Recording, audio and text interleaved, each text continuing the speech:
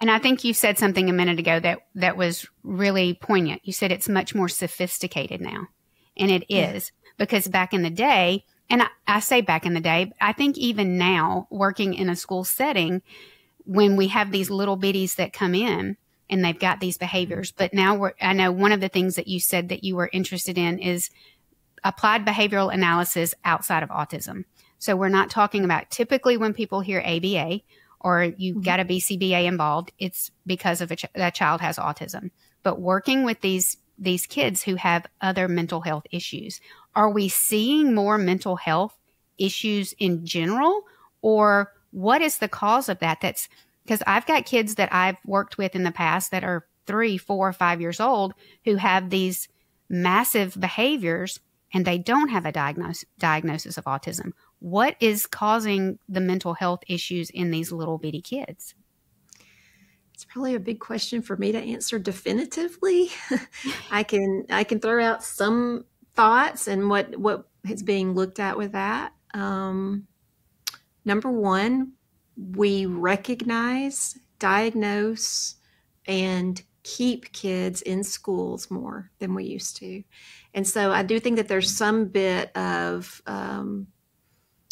just idea, the law, the education law idea has really done a lot to ensure that kids who do have problems aren't kicked out of school.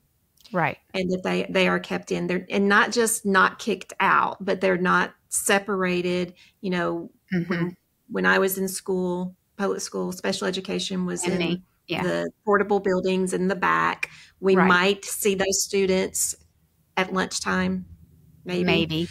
And so they were there. I do think that kids who had mental health problems and had behavioral challenges were always there, but they were kept somewhat separate.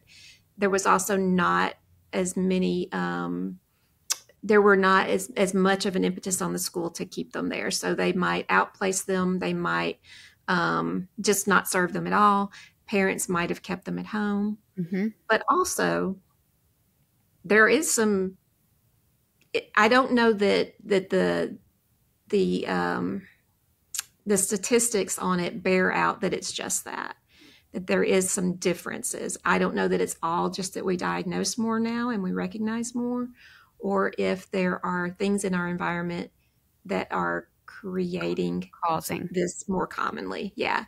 So we do have drug epidemics. We do have poverty epidemics. We do have people living in high stress environments.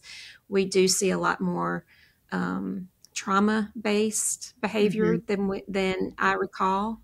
I'm not enough of an expert in the statistics on that to tell you if it is just that we recognize it more and we see it more because we don't send them away like we used to, or if it's truly an increase.